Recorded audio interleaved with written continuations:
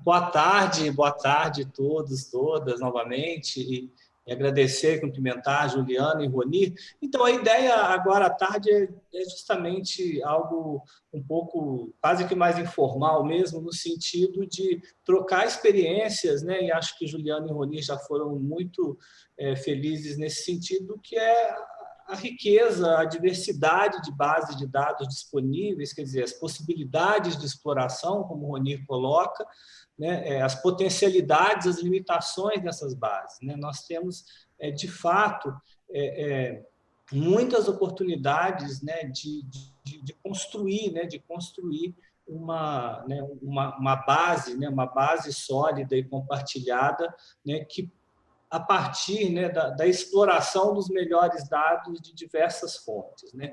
Eu coloquei aqui muito rapidamente uma apresentação. Peraí. Vocês estão vendo a apresentação? Professor, está ok. Não, então, é muito rápido. Assim, primeiro que os dados, né, os dados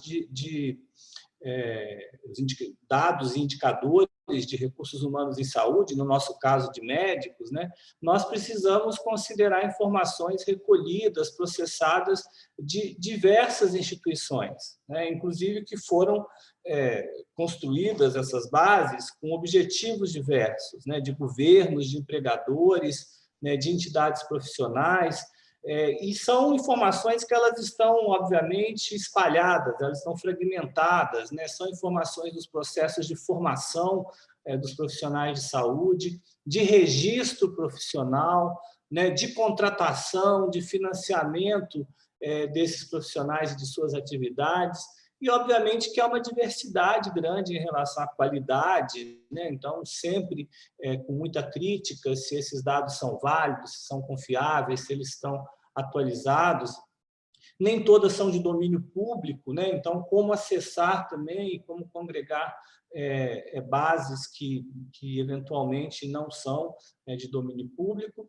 E o que sabemos, o que aprendemos, né? E a partir mesmo também das experiências internacionais, além de dados secundários disponíveis em múltiplas fontes, nós precisamos acessar dados primários, né? Por meio de inquéritos e de estudos qualitativos com profissionais de saúde. Né? Eu vou aqui apenas contar um pouco, rapidamente, a arquitetura de dados que construímos nesses 10 anos de experiência de pesquisas com médicos. Não vou entrar, além da oferta, né, e da descrição de recursos humanos, no nosso caso, os médicos, né, outras bases, Juliana e Roni já comentaram, então, as bases que são necessárias, né, e se falamos na parte da manhã sobre o modelo de provimento, né, modelos para prever necessidade de médicos, nós temos que acessar, né, as bases que contêm informações sobre necessidade de saúde, sobre as realidades epidemiológica e demográfica, quer dizer, todas as informações também sobre demandas e produção do sistema de saúde, do serviço de saúde, né? Não é disso que eu vou falar, eu só trago para vocês um pouco como que foi construída essa arquitetura, né, da nossa base de dados, que é uma base, vejam, isso é um trabalho ao longo de 10 anos, né, e nós tentamos combinar, né, diversas bases nas quais conseguimos extrair, né, algumas informações que são imprescindíveis, que são relevantes. Né? A primeira base, e aí essa é uma experiência que, essa é uma característica não só do Brasil, né? Nós temos informações de recursos humanos em saúde que, infelizmente, elas não são de total domínio público. Né? Elas estão contidas nas bases cadastrais, cartoriais, das entidades de classe, dos conselhos profissionais. Né? Então, essa enfim, é um exemplo, né, da medicina, mas, obviamente, né, que hoje qualquer estudo, né, mais quantitativo e mais detalhadamente descritivo sobre força de trabalho em saúde relacionando as profissões seria importante, necessário, uma parceria, um acordo de cooperação com conselhos profissionais, né? Essas bases elas não são adequadas de imediato para pesquisa, elas são bases que elas foram construídas para outros objetivos, como eu disse, né, objetivos cadastrais, administrativos, mas elas são muito importantes, né, porque elas são bases compulsórias, né, porque as 14 profissões de eu estou me referindo às profissões de ensino superior no Brasil, as profissões elas têm conselhos profissionais e o registro, né, e o cadastramento dos dados ele é compulsório, então nós temos informações muito importantes, né, sobre gênero, data de nascimento, o local de graduação, endereço, domicílio atual, né, eles mantêm registros mais atualizados desses profissionais, enfim, então são muitas informações relevantes com limitações, né? A limitação maior delas é que não é de domínio público, né? Entendo que há constantes esforços para tentar uma aproximação, né? E que esses conselhos, até porque são conselhos que têm essa delegação, são autarquias, né? São autarquias públicas de fiscalização do exercício profissional, que eles possam compartilhar mais os dados, mas, por enquanto, são dados que eles são acessados só mediante acordos específicos de pesquisa, mas eu digo que é uma base muito, mas muito relevante, né? Eu comentei pela manhã essa referência da demografia médica.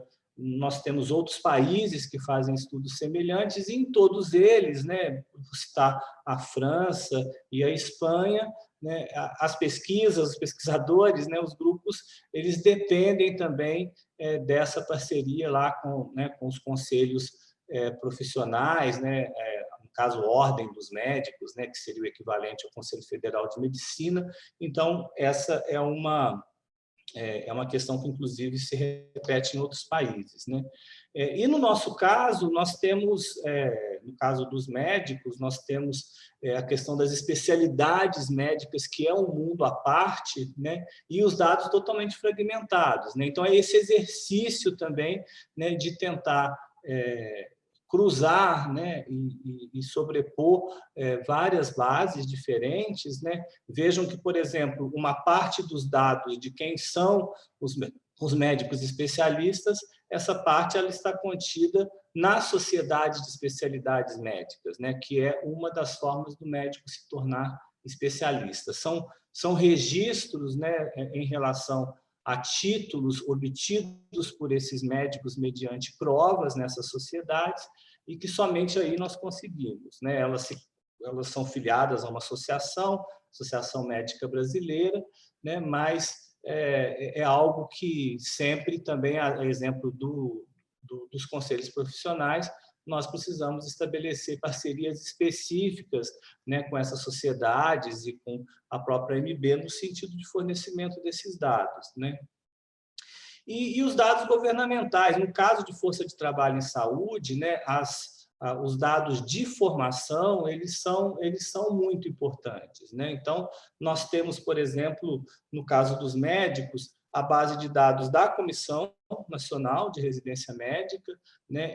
E aí eu quero assim, só comentar um pouco a importância, né, de, ao longo do tempo, quer dizer, quem pesquisa, quem estuda, a contribuição nossa também com a própria melhoria dessas bases, né? Eu me referi às bases dos conselhos de medicina, então são 10 anos de troca mútua, né, de compartilhamento mesmo, né, de problemas identificados nas bases, né? Imaginem, há 10 anos, quando iniciamos demografia médica, as bases dos CRMs eram totalmente inadequadas, com inúmeras informações faltantes, né? E agora, ao longo do tempo, né, com uma devolutiva também a quem mantém essas bases, né, é possível um aprimoramento constante. Eu estou me referindo também às bases da Comissão Nacional de Residência Médica, né, com a qual nós temos de longa data também uma relação, e e ali é muito importante porque tem todos os registros dos médicos que concluíram residência médica, né, em programas, né, reconhecidos pelo MEC, né? Hoje, vejam, é uma base hoje, agora, em 2020, são 57 mil médicos que estão cursando residência médica, né, em todas as especialidades, áreas de atuação, né? Então, esses médicos eles comporão a força de trabalho especializada, né? Esse é um banco de formação de especialistas e é muito importante também compô-lo com outros, né? Enfim, então são inúmeras possibilidades. Vejam que o próprio MEC, né, se estamos falando de oferta, né, toda a base de dados dos cursos de graduação, não só de medicina, mas da área da saúde, né, que contém registros de instituições de ensino, com todas a oferta de vagas, os cursos ativos, né? Um detalhe importante, né, desse esforço de aprimorar os dados sobre a oferta, a capacidade formadora de graduação na área da saúde, né, é uma necessidade que identificamos, que além das bases de dados de novos cursos de medicina, por exemplo, né, nós passamos a ter que entrar nos registros em todas as portarias governamentais, porque também há uma suplementação, né, uma abertura de vagas e, consequentemente, cada vaga ela vai se tornar um profissional no futuro próximo, né? E esse, por exemplo, era um dado que ficava perdido em bases na base tradicional pública do IMEC, né? Então, isso a gente vai aprendendo, né, com o tempo da pesquisa, né, como melhorar, cruzar e acessar as informações. Então, são muitas possibilidades. Aqui, por exemplo, uma base recente com microdados públicos disponíveis sobre o perfil, né, do perfil sociodemográfico dos estudantes de medicina, com muitas importantes informações, né, são os concluintes de medicina que realizam o ENAD, né, e quase ninguém explora essa base, por exemplo, né, então uma base que agregamos também ao nosso estudo.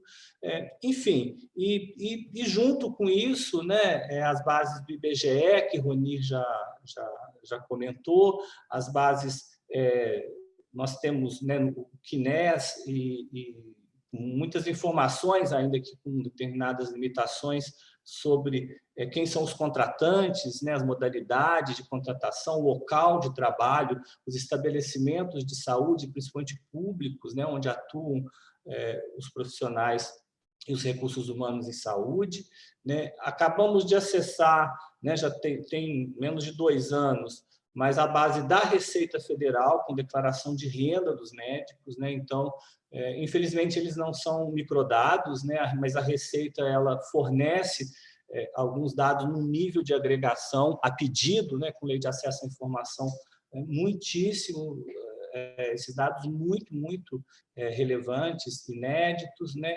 E, claro, o Ministério do Trabalho, né? Aquela parte, cada vez mais esse banco fica limitado, né? Se pensarmos que os empregos formais com carteira assinada, mesmo na saúde, né? Eles passam a ser substituídos por outras formas precarizadas, mas também temos aqui uma informação que ela pode ser útil, ela pode ser relevante e cruzada, né?